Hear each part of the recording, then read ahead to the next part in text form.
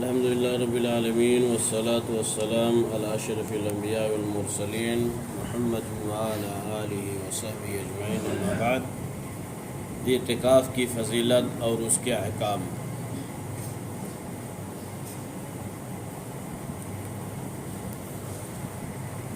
برادران اسلام،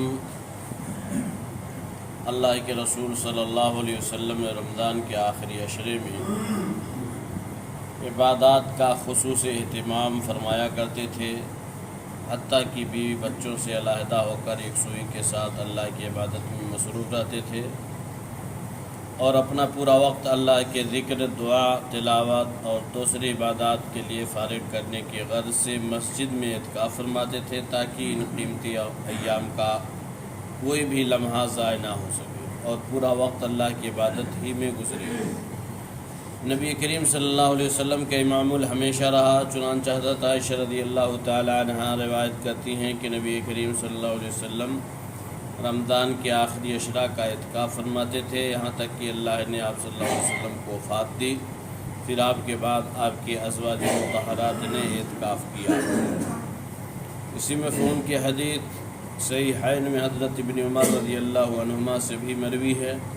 نیز حضرت ابو ہریرہ رضی اللہ عنہ سے روایت ہے کہ اللہ کے نبی صلی اللہ علیہ وسلم ہر رمضان میں 10 دن اعتکاف کرتے تھے، البتہ جس سال آپ کا انتقال ہوا اس رمضان میں آپ صلی اللہ علیہ وسلم نے 20 دن اعتکاف فرمایا۔ ان روایتوں سے معلوم ہوا کہ رمضان کے آخری عشرہ کا اعتکاف سنت ہے اور ہر مسلمان کے اندر اس سنت پر عمل کرنے کا جذبہ ہونا چاہیے۔ اگر کوئی مسلمان اس سنت پر عمل پیرا ہونے کی سعادت سے بہرور ہو جائے تو اسے بے شمار فوائد حاصل ہوں گے اور اس کی روحانیت میں غیر معمولی ترقی ہوگی۔ ان میں سب سے اہم فائدہ یہ ہے کہ اعتکاف کرنے والے سے شب قدر کی فضیلت و ثواب فوت ہونے کا اندیشہ کم رہے گا اور اس کے بارے میں امکان قوی ہے کہ وہ اس رات کو حاصل کر کے اس کے اجر و ثواب سے بہرور ہو سکے۔ نیز اعتکاف کی حالت میں دنیا کے جھمیلوں سے نجات پا کر دل جمعی اور ایک سوئی کے ساتھ اللہ کے ذکر، تلاوت قرآن اور دوسری عبادتوں کا موقع ہاتھ آئے گا۔ اس لیے ہر مسلمان کو رمضان کے آخری عشرہ میں اعتکاف کی کوشش کرنی چاہیے۔ اعتکاف کے کچھ احکام و مسائل ہیں، ان میں سے یہ کہ اعتکاف بھی عبادت ہے، اس لیے تمام عبادات کی طرح اس میں بھی نیت ضروری ہے، بغیر نیت کے اعتکاف درست نہ ہوگا۔ معتکف جب عشر اخیر کے اعتکاف کا ارادہ کرے تو اسے 20 رمضان پورا کر کے 21ویں رات سے اعتکاف کی نیت کر لینی چاہیے، اس لیے کہ عشر اخیر 20 رمضان ختم ہونے کے بعد مغرب کے وقت سے شروع ہو جاتا ہے۔ چنانچہ بخاری میں ابو سعید خدری رضی اللہ عنہ سے مروی ہے کہ اللہ کے نبی صلی اللہ علیہ وسلم نے فرمایا، جو میرے ساتھ اعتکاف کرنا چاہے اسے عشر اخیر کا اعتکاف کرنا چاہیے، اس لیے کہ اعتکاف کی نیت سے مسجد میں 21ویں شب کو داخل ہو جانا چاہیے اور یہ رات مسجد ہی میں گزارنی چاہیے۔ البتہ حضرت عائشہ صدیقہ رضی اللہ عنہا کی ایک روایت بخاری میں ہے جس میں سے ظاہر ہوتا ہے کہ اللہ کے رسول صلی اللہ علیہ وسلم فجر کی نماز پڑھ کر اپنے معتکف یعنی اعتکاف کی جگہ میں داخل ہوتے تھے۔ اس کا مفہوم علماء نے بتایا کہ آپ اعتکاف کی نیت سے رات مسجد ہی میں گزارتے تھے، البتہ اپنے جائے اعتکاف میں بعد نماز فجر داخل ہوتے تھے۔ اس طرح اگر کوئی شخص 21ویں رات جائے اعتکاف کے بجائے مسجد میں گزارے اور فجر کی نماز کے بعد اپنی معتکف میں داخل ہو تو کوئی حرج نہیں ہے۔ بہتر ہے کہ اعتکاف ایسی مسجد میں کیا جائے جہاں جمعہ و جماعت کا اہتمام ہو، تاکہ اعتکاف کرنے والے کو باہر جانے کی ضرورت باقی نہ رہے۔ معتکف کے لیے مستحب ہے کہ وہ نفلی نماز، تلاوت قرآن، ذکر، استغفار، دعا اور کثرت سے اللہ کے نبی صلی اللہ علیہ وسلم پر درود پڑھ بھیجنے کا اہتمام کرے۔ لا یعنی کام اور بیہودہ گفتگو سے تو اجتناب ہی کرے، دنیاوی امور سے متعلق بھی زیادہ بات چیت نہ کرے اور لڑائی جھگڑا، گالی گلوچ اور فحش کلامی سے پرہیز کرے۔ معتکف سے ملاقات کے لیے اس کی بیوی، بچے اور گھر کے دیگر افراد کبھی کبھار مسجد میں اس کے جائے اعتکاف میں آ سکتے ہیں اور معتکف اگر ضرورت محسوس کرے تو رات میں اپنی بیوی کو گھر تک رخصت بھی کرنے جا سکتا ہے، جیسا کہ حضرت صفیہ رضی اللہ عنہا کا بیان ہے کہ اللہ کے رسول صلی اللہ علیہ وسلم اپنے معتکف میں تھے، میں رات میں آپ سے ملاقات کے لیے آئی،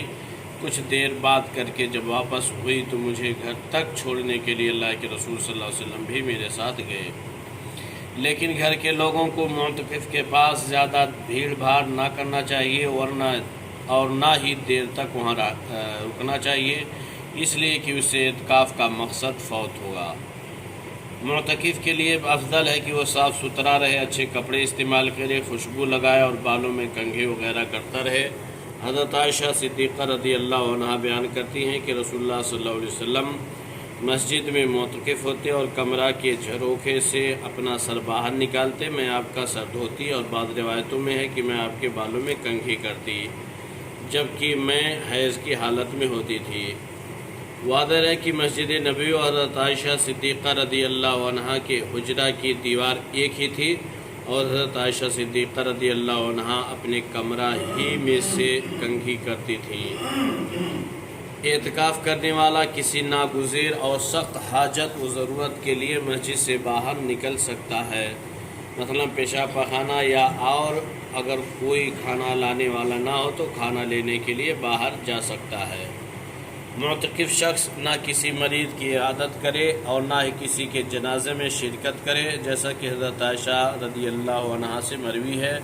یہ اعتکاف کرنے والے کے لیے سنت ہے کہ وہ نہ کسی مریض کی عیادت کرے، نہ جنازے میں شرکت کرے، نہ عورت کو چھوئے اور نہ ہی اس سے مباشرت کرے۔ اعتکاف کرنے والے کے لیے مسجد میں کھانا پینا سونا سب درست ہے، البتہ اسے مسجد کی صفائی ستھرائی اور احترام کا خیال رکھنا چاہیے۔ معتکف مسجد میں چارپائی بھی بچھا سکتا ہے، لیکن اس شرط کے ساتھ کہ دوسرے نمازیوں کو تکلیف نہ ہو، جیسا کہ ابن ماجہ میں روایت موجود ہے۔ جب نبی پاک صلی اللہ علیہ وسلم اعتکاف فرماتے تو آپ صلی اللہ علیہ وسلم کے لیے مسجد میں بستر لگا دیا جاتا تھا۔ عید کا چاند دیکھنے کے بعد معتکف اپنے جائے اعتکاف سے باہر آ سکتا ہے، لیکن اگر وہ عید کی رات بھی مسجد میں گزارے اور عید کی صبح فجر کی نماز پڑھ کر اعتکاف گاہ سے نکلے تو افضل ہے۔ اگر اعتکاف کرنے والا شخص بلا کسی ناگزیر ضرورت کے مسجد سے باہر نکل آئے یا بیوی سے صحبت کر لے تو مرتد ہو جائے، یا پاگل ہو جائے، یا اس کو نشہ آ جائے، یا اعتکاف کرنے والی عورت کو حیض یا نفاس کا خون آ جائے تو ان صورتوں میں اعتکاف باطل ہو جائے گا۔ ہر مسلمان کے لیے ضروری ہے کہ وہ اپنے نیک اعمال میں مخلص رہے اور ہر عمل کو ریا نمود سے بچانے کی پوری کوشش کرے۔ اسی طرح اعتکاف بھی صرف اللہ کی رضا و خوشنودی کے لیے کرے۔ اللہ تعالیٰ مسلمانوں کو اعتکاف کی سنت زندہ کرنے اور اس میں مخلص رہنے کی توفیق بخشے، اور اعتکاف کرنے والوں کو اس کے فضائل و خیرات سے بہرور فرمائے، آمین۔